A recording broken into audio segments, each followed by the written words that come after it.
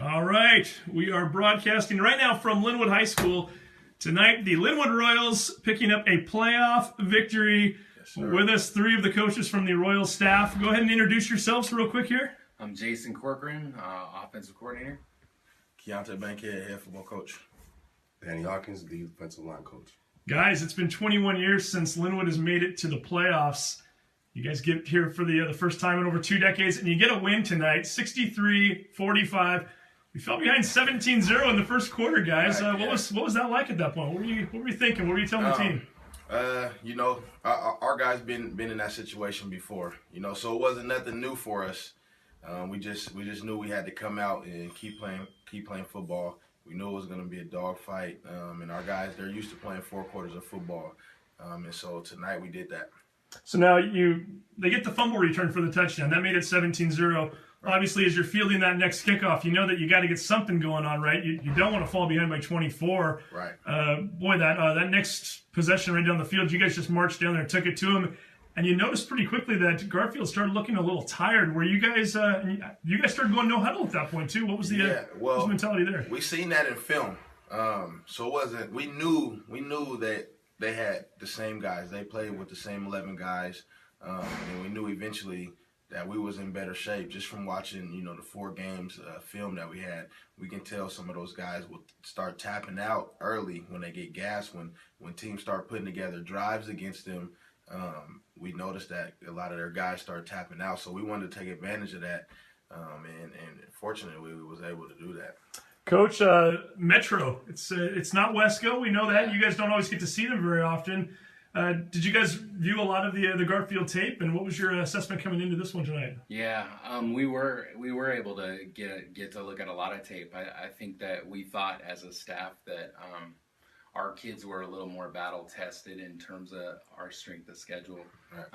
I think we've played a really tough schedule in Wesco South and played some good football teams that have prepared us. We weren't real sure in terms of Garfield's strength of schedule that they had played similar teams as we had. So we felt like if we could hang around with them, that we could get the job done. So, Coach, we talked a little bit about how Wesco is a tough conference this year. How did playing some of those teams earlier in the season help you guys get ready for a team from another conference like this tonight? Well, like our coach said, Coach Jay said, we were battle tested.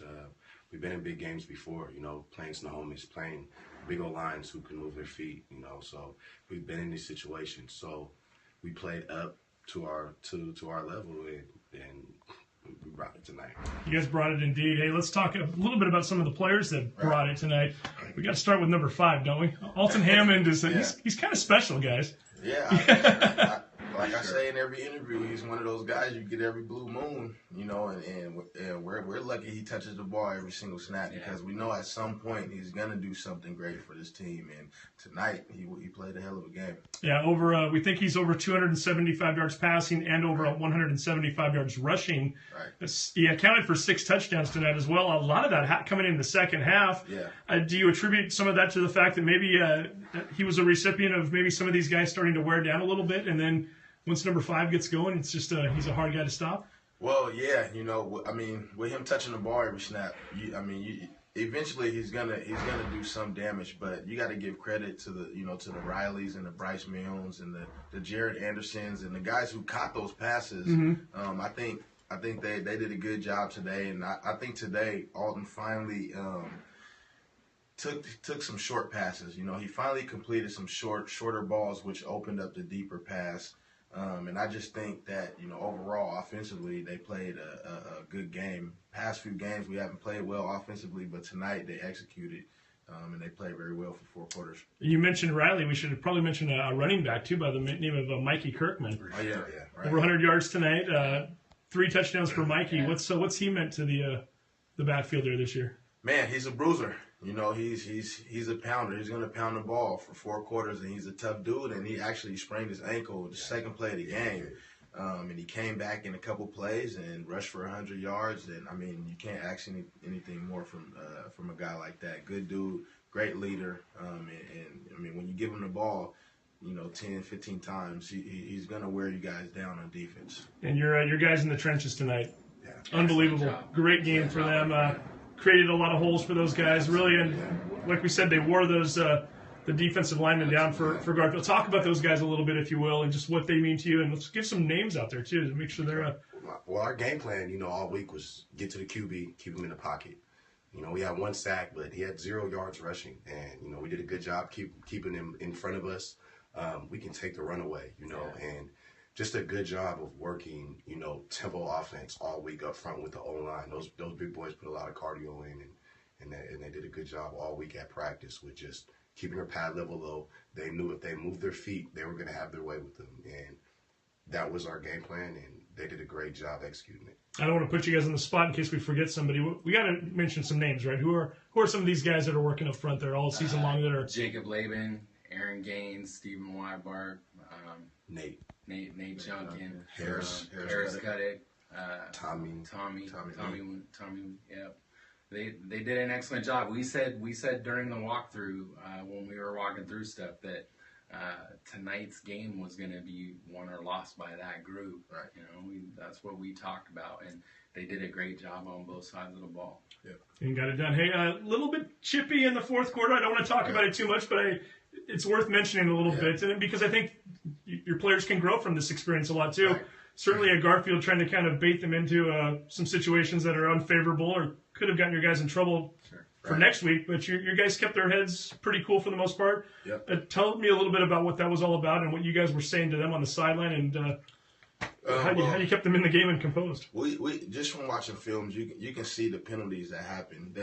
They had a bunch of personal fouls just from watching film, and that was part of our game plan this week. We knew that they're a team that likes to talk. We knew that they were a team that liked to showboat.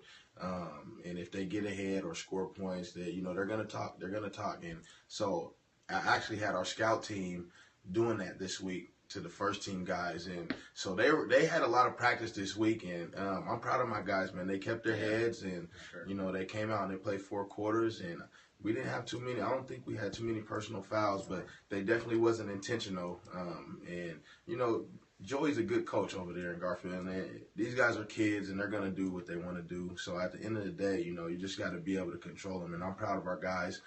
They showed a lot of composure today in the fourth quarter. Yeah, Coach, I know Joey's your guy, too. You and he are pretty good friends. Everything good after the game then? Apparently? Yeah, we're good. It's just one of those games, man. When you play somebody that you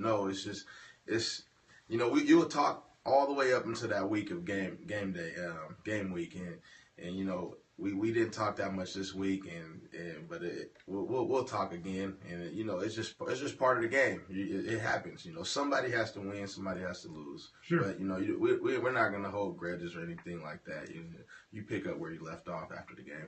21 years is a long time, guys. It's a long time, man. What does this mean? What does this mean to you guys? What does this mean to the school? What does it mean to your players? Well, we got coaches on the staff that played here. Randall Eldridge, he played here for 4 years, didn't win the game.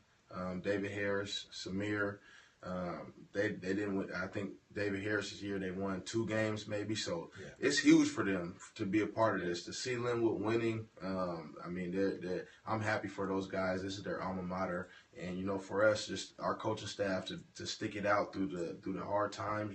Our first year I think we were 1-9, and then 2-8.